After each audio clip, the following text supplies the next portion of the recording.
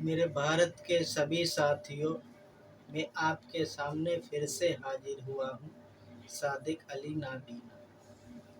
15 अगस्त को मोदी जी ने लाल किले से जो भाषण दिया है, वो सब ये जाहिर करता है कि 2024 में मोदी जी किसी हाल में वापस नहीं आने वाले।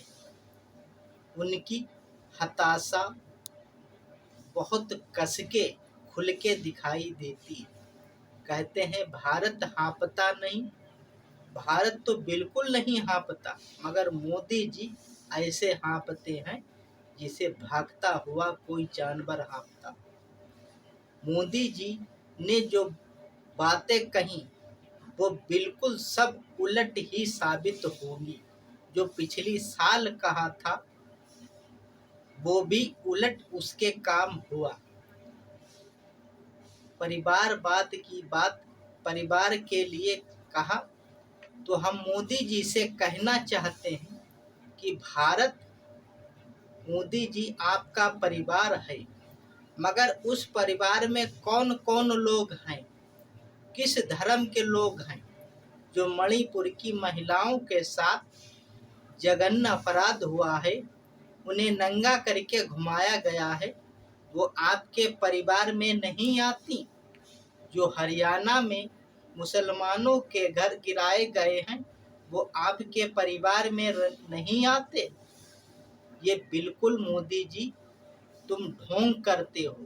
सच में कहता हूँ, तुम्हारा सिर्फ परिवारवाद आरएसएस, बजरंग दल, हिंदू परिषद ही है। बाकी भारत का कोई भी नागरिक तुम उसको परिवारवाद नहीं मानते।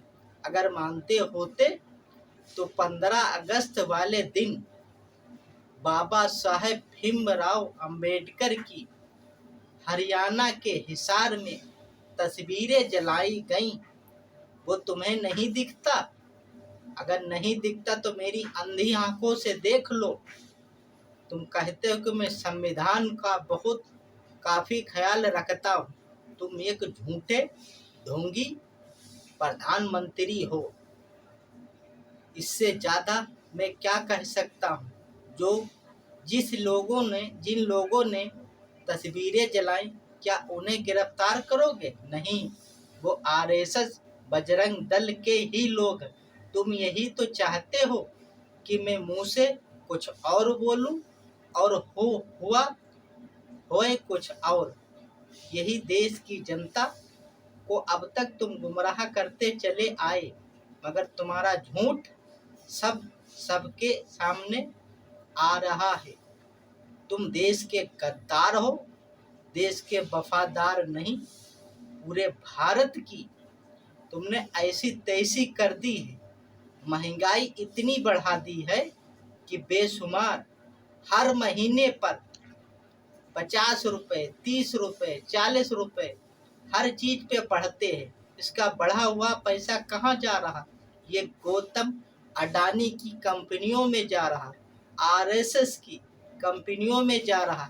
जो बजरंग दल के आरएसएस के गुंडे हथियार लेके घूमते हैं, ये उनको दिया जा रहा। देश में नफरत फैलाओ और वोट की राजनीति करो, यही मोदी जी तुम्हारी राजनीति है।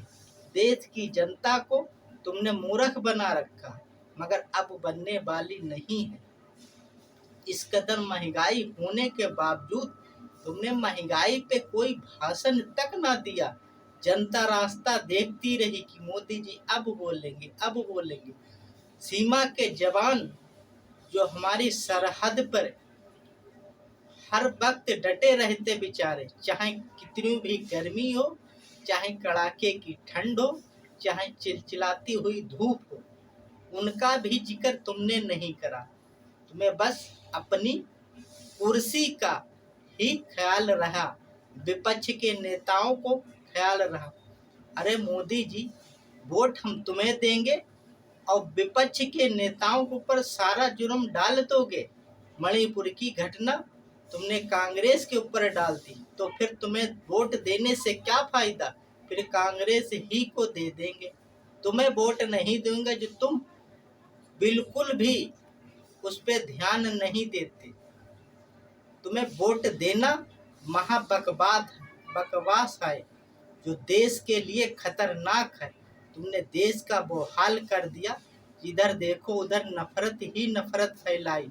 महंगाई वो चरम सीमा पर पहुंच गई। झूठे सपने दिखाने वाले ऐसा प्रधानमंत्री मैंने तो ना देखा, ना देखेंगे। इससे ज्यादा मैं क्या कह सकता हूँ। देश में महंगाई का हाल इतना कर दिया है कि जो टमाटर आज के दौरान में 200-250 किलो रुपए बिक रहा है प्रति दिन।